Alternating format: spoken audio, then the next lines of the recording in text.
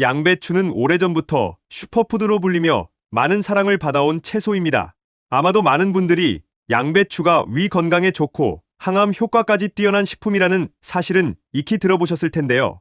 하지만 이렇게 몸에 좋다는 양배추도 잘못된 방법으로 섭취하면 건강에 해를 끼칠 수 있다는 사실 알고 계셨나요? 심지어 특정 질환을 가진 사람에게는 독이 될 수도 있습니다. 건강을 위해 꾸준히 먹던 양배추가 때론 예상치 못한 부작용을 일으킬 수 있다면 어떻게 해야 할까요? 오늘은 양배추의 놀라운 효능뿐만 아니라 섭취 시 반드시 주의해야 할 사항들, 그리고 안전하게 먹는 방법까지 한 번에 알려드리겠습니다. 양배추를 건강하게 즐기기 위한 꿀팁이 궁금하다면 끝까지 함께해 주세요.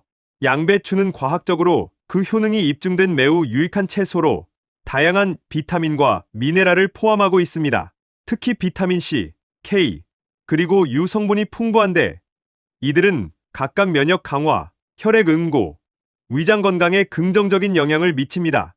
비타민 C는 강력한 항산화제로 작용해 세포 손상을 방지하고 면역 체계를 강화하여 감기 및 기타 질병에 대한 저항력을 높이는 것으로 알려져 있습니다. 실제로 비타민 C는 상처 치유를 촉진하고 피부 건강을 유지하는 데 중요한 역할을 합니다.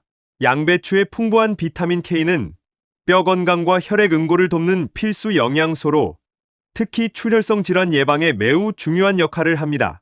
연구에 따르면 비타민 K가 부족할 경우 골다공증 위험이 증가하며 혈관 건강도 저하될 수 있다는 사실이 밝혀졌습니다. 비타민 U는 위 점막을 보호하고 치유하는 기능으로 유명합니다. 실제로 일본 연구팀은 양배추에서 발견되는 비타민 U가 위장 질환, 특히 위궤양 예방 및 치료에 효과적이라는 연구 결과를 발표한 바 있습니다. 또한 양배추에는 카로티노이드라는 항산화 성분이 함유되어 있습니다.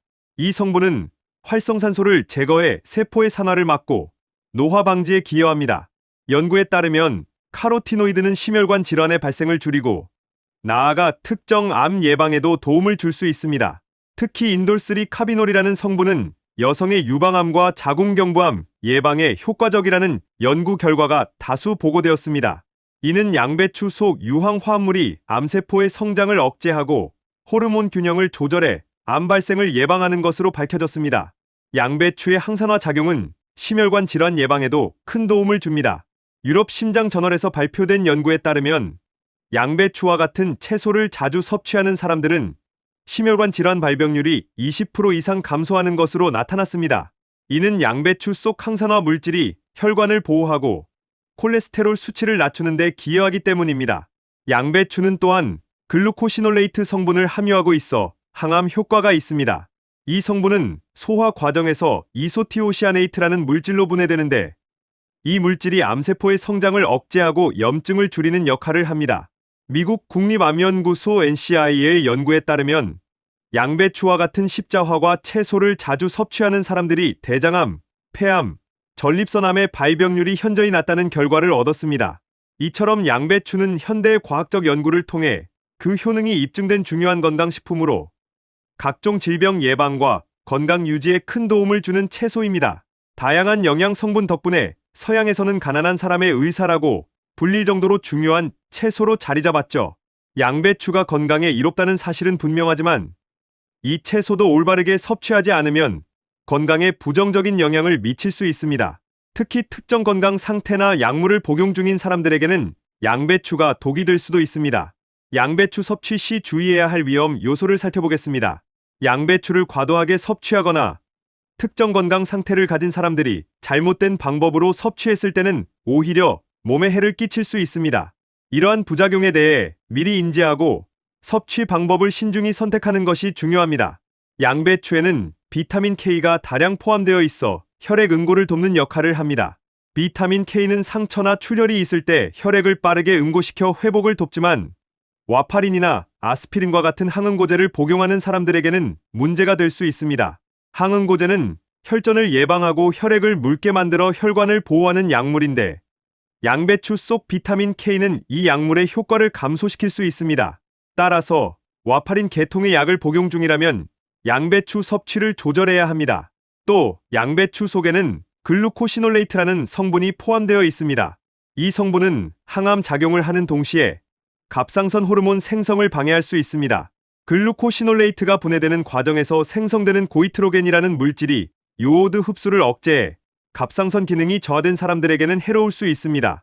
갑상선 기능 저하증을 앓고 있거나 갑상선이 약한 분들은 생양배추 섭취를 피하고 열을 가한 후에 섭취하는 것이 좋습니다.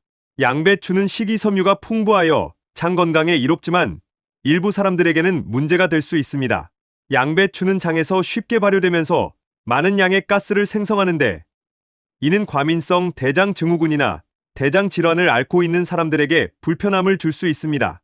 장이 약한 사람들은 양배추를 섭취할 때 주의가 필요하며 과도한 섭취는 피하는 것이 좋습니다. 양배추 섭취 후 가스가 차거나 복통이 발생한다면 섭취량을 줄이거나 중단하는 것이 좋습니다. 그렇다면 양배추를 제대로 섭취하려면 어떻게 해야 할까요? 양배추를 건강하게 섭취하기 위해서는 몇 가지 방법을 기억하는 것이 중요합니다. 먼저 양배추를 찌거나 데쳐서 섭취하는 것이 좋습니다. 특히 갑상선 문제가 있는 사람들은 생으로 먹기보다는 살짝 데쳐서 먹는 것이 글루코시놀레이트 성분을 줄일 수 있어 안전합니다.